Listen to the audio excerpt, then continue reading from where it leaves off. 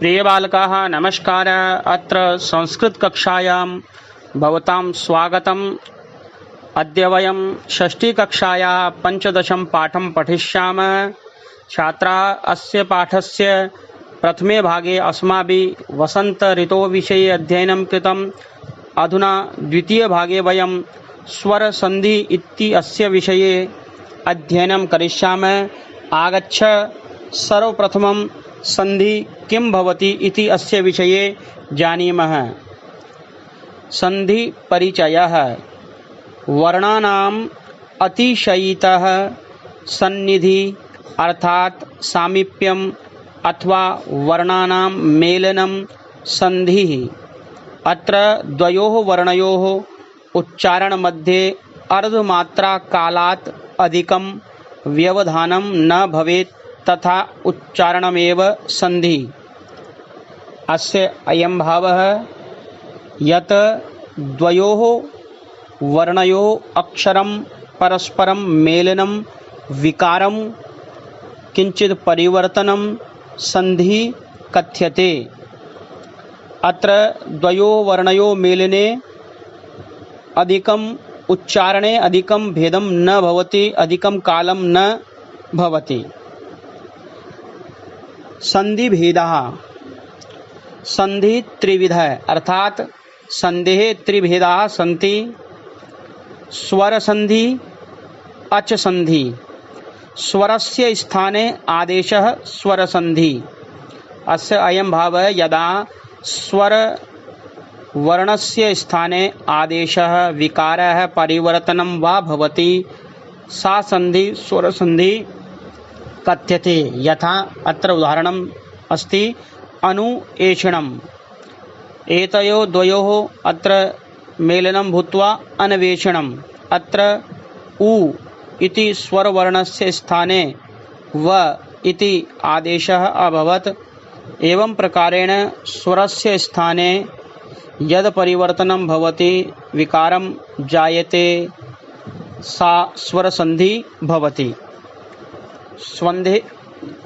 संधेः द्वितीयं भेदं वर्तते व्यञ्जनसन्धिः। व्यञ्जनस्य स्थाने आदेशः लोपः व्यञ्जननिमित्तात् आगमश्च व्यञ्जनसन्धि। यथा स्वरसन्धौ स्वरवर्णस्य स्थाने परिवर्तनं विकारम् आदेशः आगमः भवति, तथैव व्यञ्जनसन्धौ व्यञ्जनवर्णस्य स्थाने आदेशः लोपः आगमः विकारः परिवर्तनः भवति। यथा जगत् ईश मिलित्वा जगदीश। अत्र जगत् इति शब्दे स्थितस्य तवर्णस्य द इति भवति व्यञ्जनवर्णस्य स्थाने, अस्मात् एषा व्यञ्जनसन्धि। संधेः तृतीयं भेदं वर्तते विसर्गसन्धि। विसर्गस्य स्थाने आदेशः लोपश्च विसर्गसन्धि।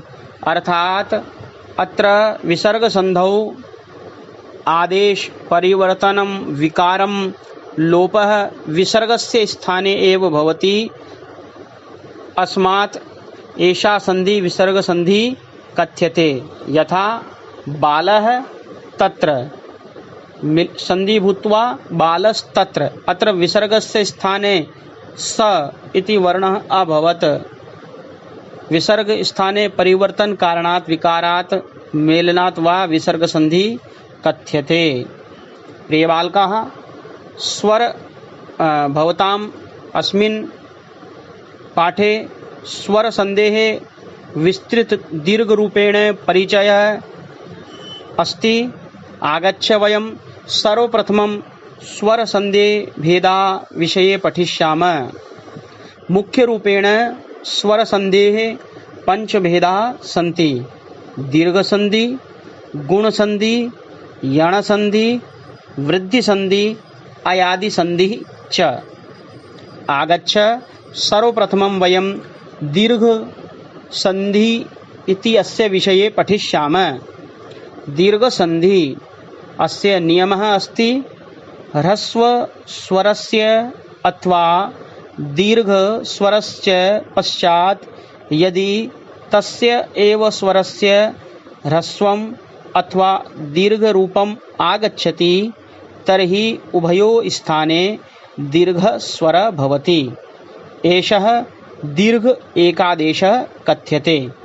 अस्य अयं भावः प्रिय छात्रा, यदि ह्रस्व अथवा दीर्घ स्वरस्य पश्चात् तथैव तत्समानं ह्रस्व अथवा दीर्घ वर्ण भवेत् तदा तयोः स्थाने दीर्घ एकादेशः भवति, दीर्घत्वं भवति। यथा उदाहरणमाध्यमेन वयम् अवगन्तुं शक्नुमः।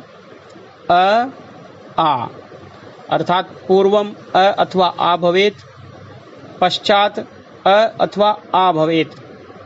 अस्यां स्थितौ उभयोः स्थाने आ इति भवति। एवं प्रकारेण ई तथा च पश्चात् ई तयोः द्वयोः स्थाने ई इति दीर्घ एकादेशः भवति। उ तत्पश्चात् उ भवेत्, तयोः द्वयोः स्थाने उ इति दीर्घ एकादेशः भवति। एवमेव री तत्पश्चात् री अथवा री भवेत्, तयोः स्थाने दीर्घ री इति एकादेशः भवति। उदाहरणमाध्यमेन वयम् अधिकं ज्ञातुं शक्नुमः। यथा तव अपि, अत्र तव शब्दे अन्तिमः स्वरवर्ण अ, तत्पश्चात् अपि इति अस्य शब्दस्य अ वर्तते। अ इति अनयोः द्वयोः शब्दस्थाने आ इति दीर्घादेशः भूत्वा तवापि इति शब्दनिर्माणम् अभवत्। तथैव मम अस्तु, अत्र मम अस्मिन् अन्तिम स्वरवर्ण अः, अस्तु अत्र प्रथम स्वरवर्ण अ इति अनयोः स्थाने आ इति अभवत्, ममास्तु इति शब्द अभवत्। तथैव कथा अस्तु, अत्र कथा इति शब्दे अंतिम स्वरवर्ण आ, अस्तु अत्र प्रथम स्वरवर्ण आ इति अनयोः स्थाने एकादेशः आ इति भूत्वा कथास्तु इति दीर्घ एकादेशः अभवत्। तथैव कवि प्लस इन्द्रः, अत्र कवि इत्यत्र ह्रस्व ई, इन्द्र इत्यत्र ह्रस्व ई, द्वयोः ह्रस्व इकारयोः स्थाने दीर्घ इकारादेशः भूत्वा कवीन्द्रः इति शब्दः अभवत्। तथैव वधू उत्सवः, वधू इत्यत्र दीर्घ उ, उत्सव इत्यत्र ह्रस्व उ, दीर्घ उ इत्यस्य पश्चात् ह्रस्व उ इति अस्ति, तयोः द्वयोः स्थाने दीर्घ उ इति भूत्वा वधूत्सवः इति संधि अभवत्। नदी ईशः, नदी इत्यत्र दीर्घ ई, ईशः इत्यत्र दीर्घ ई, तयोः द्वयोः दीर्घ इकारयोः स्थाने नदीशः इति इकारादेशः अभवत्। एवमेव पितृ ऋणम्, पितृ अत्र ह्रस्व इकारः, ऋणम् अत्र ह्रस्व इकारः, द्वयोः ह्रस्व इकारयोः स्थाने दीर्घ ऋकार एकादेशः भवति, तथा पितॄणाम् इति शब्दनिर्माणं भवति। अन्यम् उदाहरणं वयं पश्यामः तर्हि विद्यालयः, अत्र विद्या अत्र आ इति दीर्घ, आलय इत्यत्रापि आ दीर्घ, तयोः दीर्घ आकारयोः स्थाने एकादेशः भूत्वा विद्यालयः इति अभवत्। एवमेव कार्यालयः, कपीशः, गुरूपदेशः, अत्र सर्वत्र दीर्घ आदेशः भवति।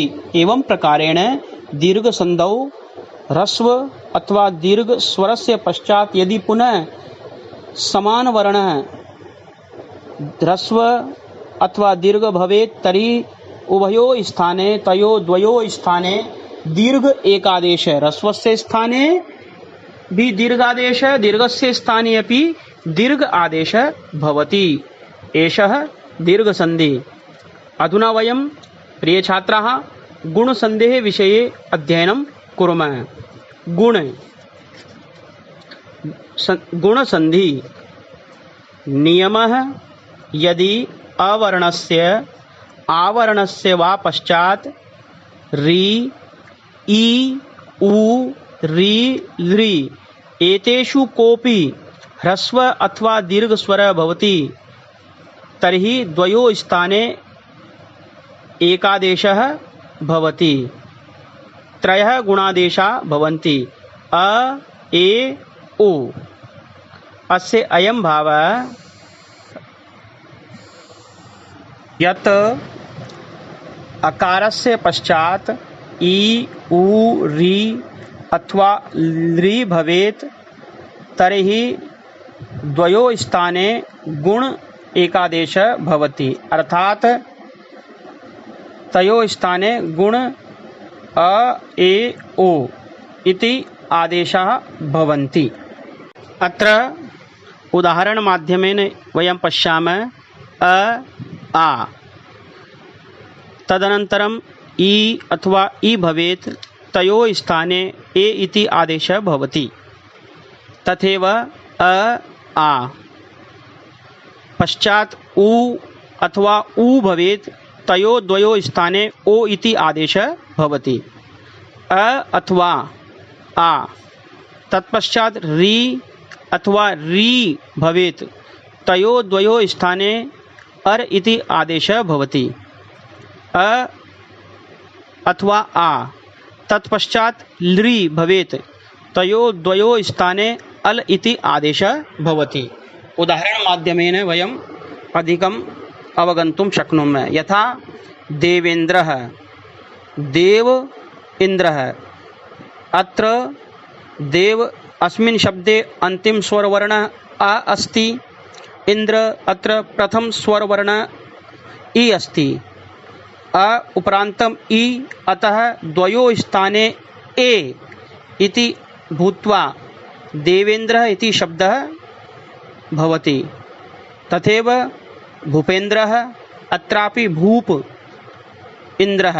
अत्र भूप इत्यत्र अ तत्पश्चात् इन्द्रस्य इ, अ पश्चात् इ, अनयोः द्वयोः स्थाने ए भूत्वा भूपेन्द्रः इति शब्दनिर्माणम् अभवत्। तथैव सूर्यः, उदयः। अत्र सूर्य अत्र अ, उदय अत्र उ, अ पश्चात् उ वर्तते, तयोः द्वयोः स्थाने ओ इति भूत्वा सूर्योदय इति शब्दनिर्माणम् अभवत्। यमुना उदकम्। अत्र यमुना इत्र अन्तिमः स्वरवर्णः आ वर्तते, तत्पश्चात् उदकम् इत्यस्य उ, आ पश्चात् उ, अनयोः द्वयोः स्थाने ओ इति भूत्वा यमुनोदकम् अभवत्। राजर्षि, राज ऋषि। अत्र राज इत्यस्मिन् शब्दे अन्तिम अवर्णः, ऋषि अत्र रि वर्णः। अ उपरांत रि, तयोः द्वयोः स्थाने अर इति भूत्वा राजर्षि इति शब्दः अभवत्। एवं प्रकारेण वृद्धिसन्धौ दीर्घसन्धौ दीर्घ एकादेशः भवति। गुणसन्धौ च ए ओ अर इति एकादेशः भवति। एवं प्रकारेण युष्माभिः दीर्घसन्धेः गुणसन्धेः च अभ्यासं करणीयम्। अस्तु, धन्यवादः।